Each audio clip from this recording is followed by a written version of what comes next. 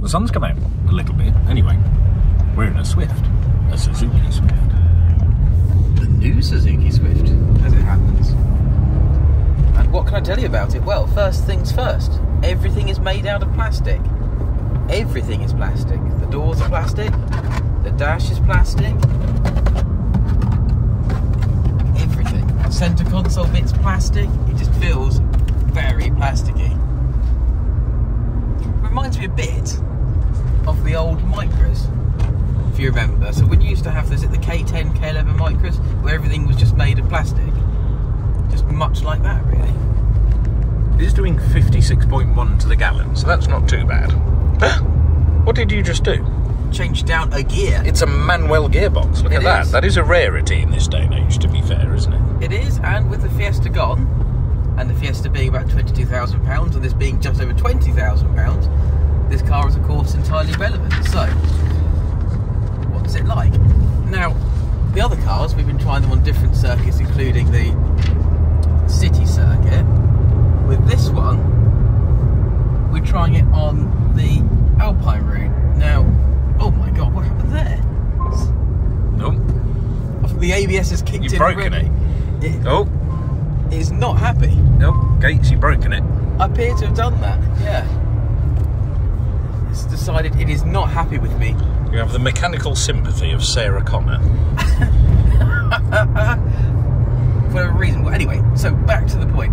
We're on the Alpine circuit because we're trying to figure out whether this car can be as fun to drive as a Fiesta is. And I'll tell you this, there's more body roll than a Fiesta, and it's much harder work. Now, is anyone going to come past me? No, there's a Mazda MX-5 behind us, and we have left him in the dust until we get right to the top of the corner. That's the Mark 1 MX-5 if you want to have a go in. I do want to have a go in there in just a moment. Well, I would say there's a bit of understeer, but the road holding is pretty good. Braking hard. Rolling over into that right-hander, and yeah. Do you know what? It's not bad at all. The interior quality, it's not as good as the MT3. What is happening? And to be honest, the traction control, which just keeps limiting the power to about 20 brake horsepower, is a problem. I need to try and figure out if there's a way to turn that off. But that would be very disconcerting if you were on the road. There's an MG3 in front of us now, in fact. What do we think to the looks of this thing? Well, in front of that, conveniently, is another Suzuki Swift, which the guy at Suzuki described as, well, yellow, but it's sort of green, isn't it, really? Like a washed out green. Minty green. Pistachio. I'll go with pistachio. I'm not entirely convinced on the looks. I used to really, really like the Swift, the old Swift Sport. Hard on the brakes here.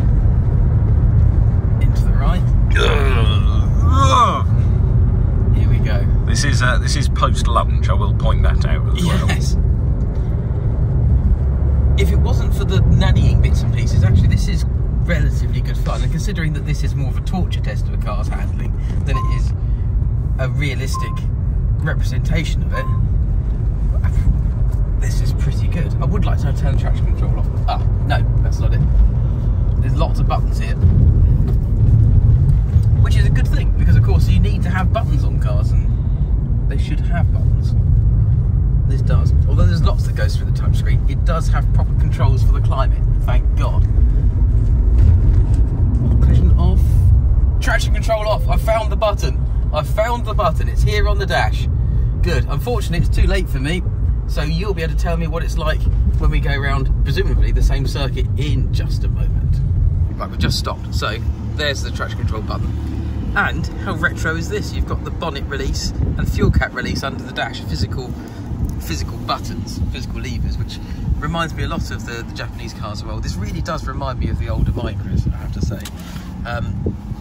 Yeah, a couple of things. Clutch pedal, very springy, a little bit vague maybe, and the same with the gear selection here. So it's in gear. This is a brand new car. There's a lot of movement there. It doesn't feel, you wouldn't say it's rifle action, but there we go. Over to you, Jim. just in terms of the way I'm sat in it now, the driving position, steering wheel, gear lever, it's almost identical to the Mark 1 Golf I've just sat in terms of slightly just not quite fitting right. It's, as you say, it's a little bit old-fashioned, and it's very old-fashioned in its dimensions and its ergonomics, I think. Yeah, I kind of thought the same thing. It does feel that little bit older. It does feel a bit older to me. And bearing in mind that I appreciate that these days, for a new car, perhaps £20,000 is not a lot. It's probably that magic number, in fact, that we tried to get beneath. But I'm not sure. See what you think. Look, so plastic gear lever, plastic. When it goes into gear, it's, you know, it's in gear, but it's not the most positive feeling whilst it's getting into gear, is it? I don't think. No.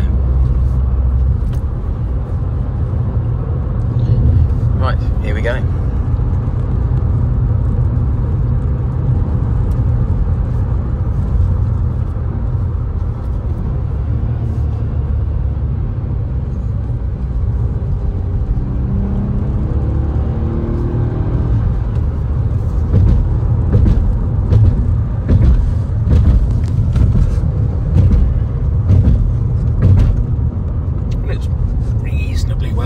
I think, isn't it? You could hear those more than you could feel them, couldn't you? I think it's...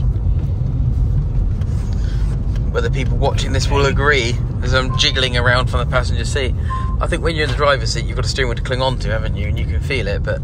yeah, that's always the thing from the driver's seat. You're expecting the inputs and the direction and direction change and whatever else. So it's... yeah, it always feels jigglier or bouncier or rougher from the passenger seat, but I think it's okay. Just okay. Isn't it? It's quite literally okay.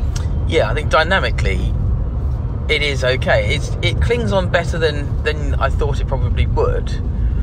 And we're going to find out what it's like in an overtake now. We go past this Isuzu. I think power-wise, it's pretty good. Yeah. 1.2. Mild hybrid. I think this uses a 12-volt hybrid system as opposed to a 48, which is unusual. And the good thing is, you can put all the power down straight away, because it's got so little power, but you can put the power down before the corner. And because there's so little of it, you know you're still going to be alright on the way out of the corner. Right, I think I've nailed this. So this, you know, this reminded me of sitting in the Mark 1 Golf from earlier on today. I think this car is perfect if you're a younger driver, or you're a set of parents looking to buy your kid who's just passed their driving test a car, but you want them to have something that's new and modern and safe and reliable and whatever else. But it's still a car. It still feels like a car. There's 3 pedals. It's not an SUV. It's not electric. It's not automatic. It doesn't park itself. You need to remember to pull the lever in the middle, which is an actual handbrake, rather than relying on the computer to turn it on for you.